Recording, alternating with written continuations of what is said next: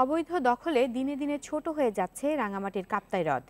পাড় দখল করে স্থাপনা নির্মাণ এবং তলদেশ ভরাট হওয়ায় হ্রদটি এখন ঝুঁকির মুখে। কর্তৃপক্ষের উদাসীনতার কারণেই এমন পরিস্থিতি হয়েছে, অভিযোগ পরিবেশবিদদের। ১৯৬০ সালে বিদ্যুৎ উৎপাদনের জন্য রাঙামাটির কাপ্তাই উপজেলায় কর্ণফুলী নদীর উপর বাঁধ দেয়া হয়। এই বাঁধের ফলে ৭২৫ কিলোমিটার এলাকা জুড়ে বিশাল জলাধার বা হ্রদের সৃষ্টি হয়।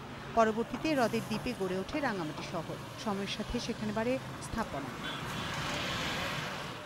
পানি কমে যাওয়ায় হ্রদের পাড় দখল করে বহুতল ভবনসহ ঘরবাড়ি, দোকানপাট, হোটেল, রেস্তোরাঁ নির্মাণ করছে প্রভাবশালীরা।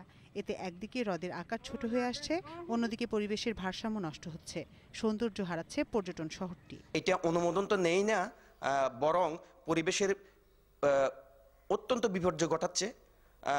তাদের যে বাসাবাড়ির যে বর্জ্য সেগুলো কাপ্তাই লেকে গিয়ে পড়ছে। তবে হ্রদের সীমানা নির্ধারণে জটিলতার অভিযোগ এনে দায়সারা জবাব দিলেন পৌর মেয়র। তো এগুলো দায়িত্ব তো রোডসের দায়িত্ব, প্রশাসনের দায়িত্ব, এগুলো তো আমরা বলতে পারি, কিন্তু তাদেরকে ওইখান থেকে উচ্ছেদ করা বা উদ্ধার করার কাজ তো আমাদের নয়।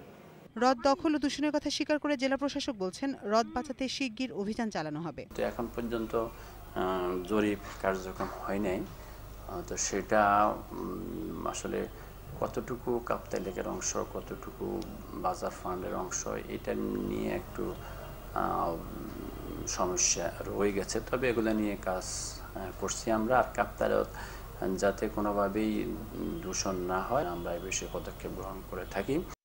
স্থানীয়রা বলছেন, ভূমি সমস্যার সমাধান আর জনসচেতনতাই পারে কাপ্তাই হ্রদকে দূষণের হাত থেকে বাঁচাতে।